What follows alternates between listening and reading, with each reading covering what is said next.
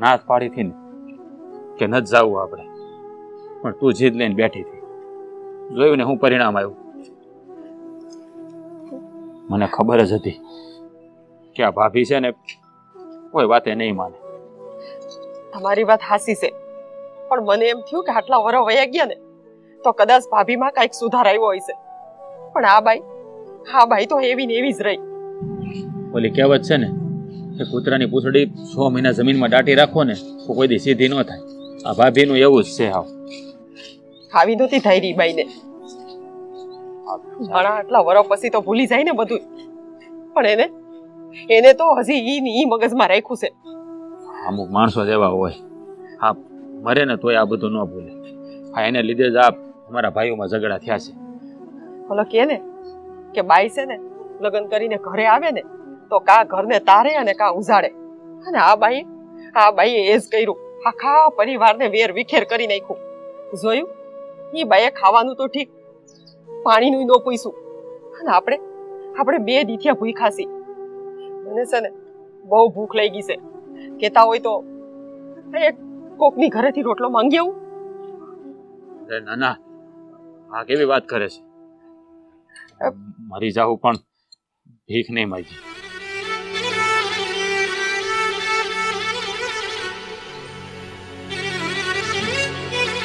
હું કહું છું તમને તો ભીખ નથી માંગવી, પણ ઓલા બેન છે ને હમણાં કૂતરાને રોટલો નાખી ગયા છે. કેતા હોય તો લેતી આવું.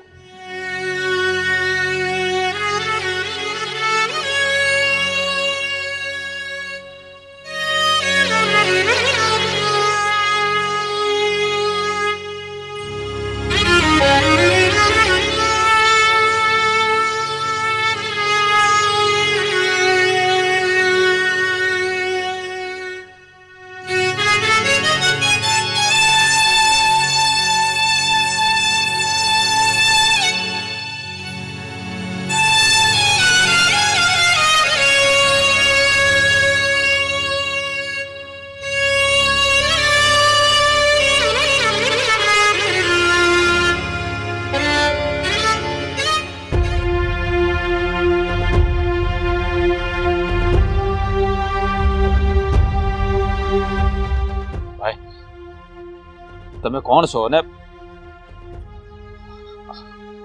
હા તમે શું કરો? અમે 2 દિવસથી ભૂખ્યા છીએ, અમને આ બટકું ખાઈ લેવા દે. તમે તો મને નહીં ઓળખતા હો, પણ મારી બેન તને તો હું યાદ છું ને. હા બેન, તું મને કેવી રીતે ભૂલી શકે? પણ તમારી જાણકારી ખાતર તમને જણાવી દઉં કે હું આ દેવળિયા ગામના સરપંચનો દીકરો છું, અને આ વાત થોડાક વર્ષ પહેલાની છે, એટલે કે 10-12 વર્ષ પહેલાની. આ દેવળિયા ગામના પાદરે 4-5 ડફેર હારે મારે ધીંગાણું થયું હતું, અને એ ધીંગાણામાં હું ઘવાઈ ગયો હતો. ત્યારે આ ગૌરીબેન એટલે કે તમારા પત્ની, એણે મને પાટાપીંડી કરી અને આ અમારા ઘર સુધી મૂકી ગયા હતા. ત્યારથી જ મેં આ ગૌરીબેનને મારી હગી બેન માની લીધી હતી. પણ મને એક વાત નથી સમજાતી, આ તમે આ ગામમાં અને આ કૂતરાને નાખેલા રોટલો આ ખાવા તમે કેમ મજબૂર થઈ ગયા? બોલ મારી બેન, બોલ, હું કામ? એ નહીં બોલે, એ કાંઈ નહીં બોલે. ભાઈ વખતના માર્યા છે. આ કુદરતની એવી થપાટ લાગીને કે હંધુય વેર વિખેર થઈ ગયું.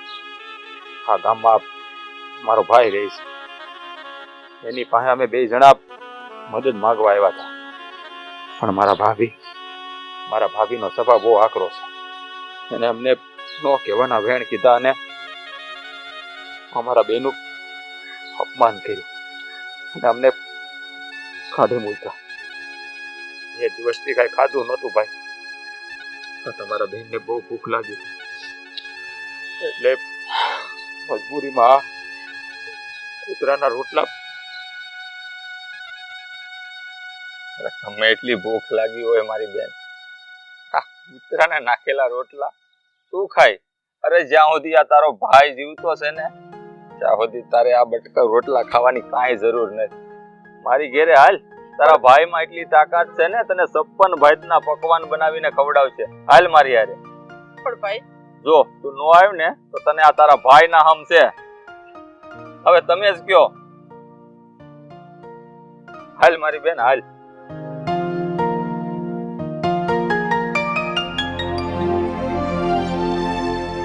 લાખાભાઈ ખરેખર આ તમારી સાથે બહુ ખોટું થયું હો. ખોટું તો બહુ થયું છે.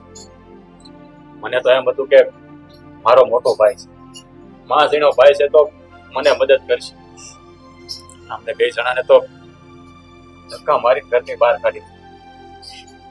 ભાઈ આજે અમે એની પાસે મદદ માંગવા ગયા હતા. અમારે અત્યારે રોટલા નહીં ફાફા છે, ઘરમાં ખાવા ખીચડી નથી. અને અત્યારે એમ કહું ને કે ક્યાં મદદ માંગવી અને કોની પાસે જવું ને પૂછતું નહોતું. એટલે અમને એમ થયું કે મોટા ભાઈ પાસે જાવું. ભલે આટલા વર્ષ થઈ ગયા, બધું ભૂલી ગયા હશે. પણ મારી જેઠાણી એ તો હજી એવી ને એવી. અને એના વેણે તો છે ને અમને વિંધી નાખ્યા, મરવા જેવું કરી નાખ્યું. અત્યારે ભાઈ ઓલી કહેવત છે ને કે ડાંગે મારા પાણી જુદા ન પડે, પણ મારા ભાઈએ એ પાણીને જુદા કરી નાખ્યા. પગો માં ઝીણો ભાઈ હતો તોય એને થોડી અમારા ઉપર દયા ન આવી. અને આ 10 વર્ષના હબોલા એ હજી ભૂલ્યો નથી. હા મોટા ભાઈ, આ લાખાની વાત એકદમ હાચી છે. આને તમે ઓળખી નહીં હોય. હા ઈ જ ગૌરીબેન છે. તમને યાદ હોય તો આજથી 10 વર્ષ પહેલા આપણા ગામના પાદરે આ ડફેરો હારે મારે ધીંગાણું નહોતું થયું અને ત્યારે હું ઘવાઈ ગયો હતો અને મને ઘરે મૂકવા આવ્યા હતા ને. હા એ જ ગૌરીબેન છે. અને ત્યારે આપણે બંને ભાઈઓએ એને હગી બેન માની હતી. યાદ તો છે ને મોટા ભાઈ? હા રાજ, યાદ આવી ગયું. અને આ આપણી બેન અત્યારે દુઃખમાં પડી છે, તો આપણે બે ભાઈઓની ફરજ પડે છે મોટા ભાઈ કે આ દુખિયાની બેનને આપણે મદદ કરીએ. હા રાજ, આ તારી વાત સાચી છે, પણ હવે તું ચિંતા ના કરીશ બેન. આ તારા હાવજ જેવા 2 ભાઈઓ બેઠા છે. રાજ, આ આપણી વાડીએ જે મકાન છે ને એ મકાનમાં આ લાખાને ને ગૌરીબેનને ત્યાં રહેવા માટે આપી દે. અને આપણી જે જમીન છે ને એ પણ એને ખેડવા આપી દે. જુઓ ભાઈ, અમે તમારા ઉપર બોઝ બનવા નથી માંગતા. અરે નહીં લાખાભાઈ, તમે ચિંતા ના કરો. અરે આ તો અમારી માનેલી બેન છે અને આ અમારું કાપડું સમજજો. હા લાખાભાઈ, હા બેનને છે ને જેટલું આપીએ ને એટલું ઓછું કહેવાય. અને જો બેન ના પાડ ને તને આ તારા 2 ભાઈના હમ છે. ના ન પાડતી હો બેન.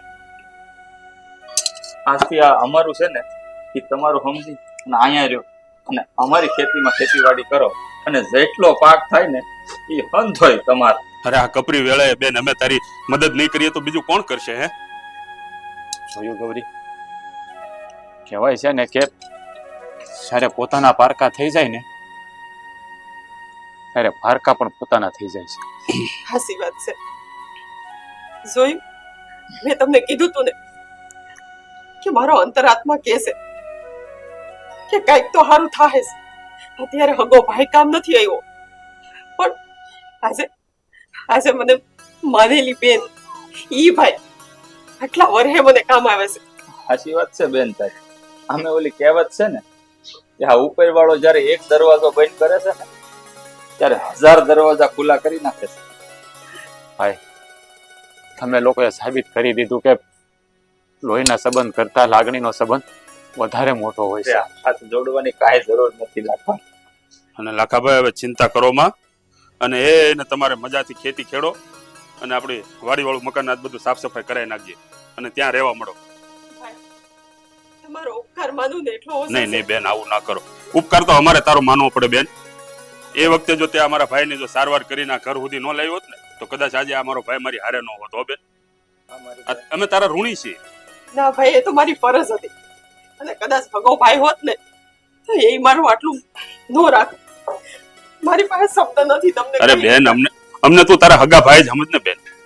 માનેલા ભાઈ હુકમ માને છે. હા ને આ અમારી ફરજ છે એવું સમજી અને સુખેથી રહ્યો તો બરાબર.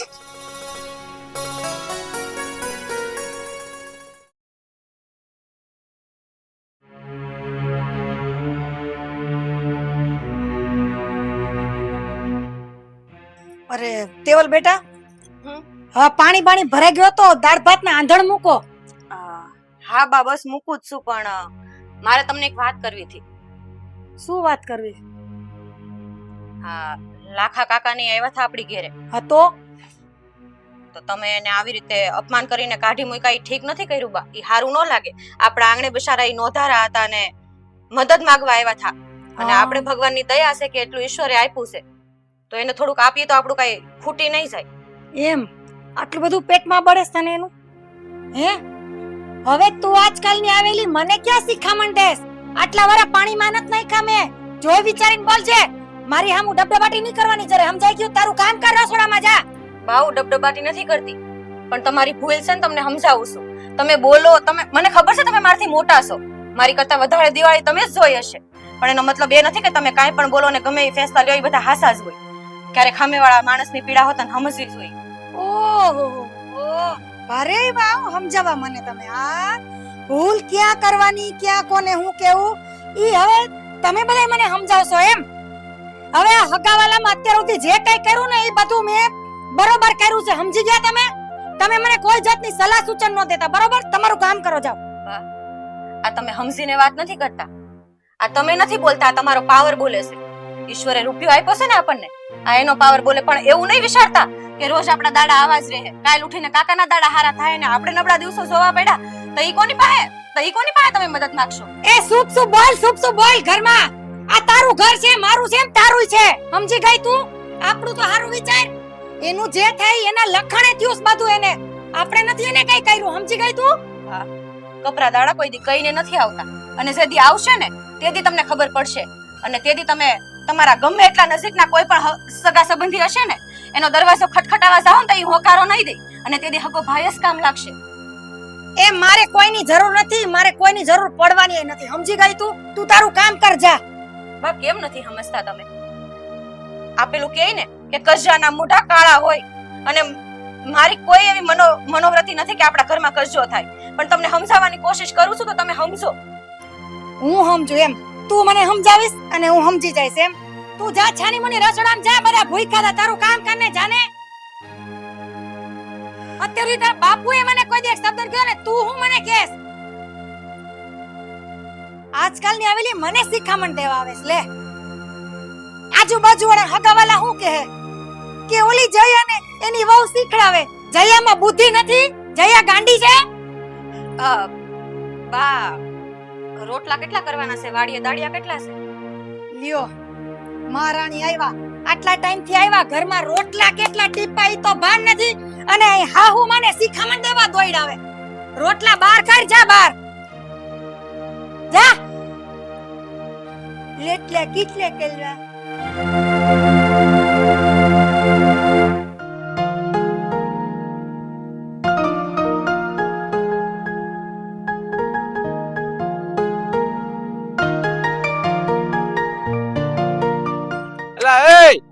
હા શેઠ, તું હું આયા કરશો? આ આખી વાડી ખૂંદી વેળ્યો, આયા હું તું કરશો? હું ટ્રેક્ટર લઈને આ લેવા જ આવ્યો તો. તો પણ તો કોની વાટ છે હવે?